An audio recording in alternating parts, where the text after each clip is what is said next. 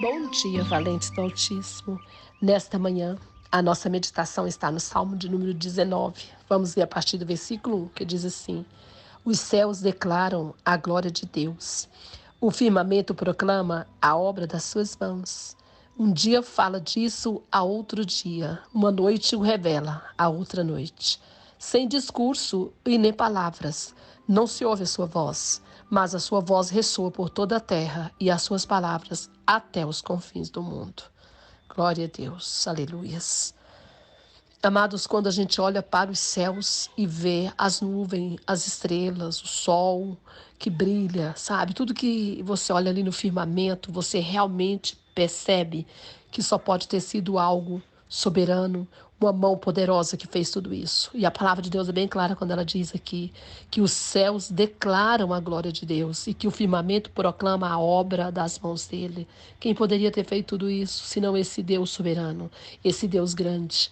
E aí ele fala que um dia fala disso ao outro dia, uma noite revela a outra noite, sem discurso e nem palavras, mas que a voz dele se ressoa até os confins da terra. Se tem algo que me chama muito a atenção, esse algo é a soberania de Deus. Nós precisamos entender a soberania de Deus. E principalmente não só entender, mas aceitar a soberania de Deus. Eu acredito que um dos grandes problemas dos cristãos, principalmente os cristãos, é quando ele não entende a soberania de Deus, quando ele não aceita. E às vezes entra em luta contra Deus, entra em guerra. Por exemplo, quando perde um ente querido, alguém da família que morre, uma doença incurável, uma situação de perda de alguma forma, de prejuízo, uma situação em que às vezes a gente se sente injustiçado. Parece que Deus é ruim, parece que Deus não se lembrou da gente, parece que Deus não nos ama, e vem todos aqueles pensamentos, né, negativos acerca de Deus. E isso é não entender a soberania de Deus. E isso é não aceitar a soberania de Deus. E eu gostaria de falar para você nesta manhã: Deus é soberano. Se tivermos que passar pelo abismo, pelo vale, vamos passar, vamos passar. Daniel foi jogado na cova dos leões, mas ele não ficou lá. O Senhor estendeu a mão, tirou ele de lá. Foi. Os amigos de Daniel foram lançados na fornalha de fogo. O Senhor o livrou na fornalha. Ele não nos livra da fornalha, ele não nos livra muitas vezes da cova dos leões, mas ele nos livra na fornalha, nos livra na cova do leão. Muitas vezes passamos por situações difíceis e às vezes não conseguimos compreender. Oramos por um enfermo que está passando por uma doença terrível, um câncer, uma situação já desenganada pelo médico, ele recebe cura, recebe um milagre instantâneo. Oramos por outros e o Senhor leva, ele morre. Oramos por pessoas que tiveram Covid, curaram, ficaram bons, outros morreram. Pessoas idosas com várias comorbidades tiveram Covid, saíram uma boa. Jovens morreram. E aí a gente pergunta: o que, que é isso? Não estou entendendo. Parece que Deus não é bom, Deus não se importa comigo. Mas isso não, não é algo que nós temos que julgar.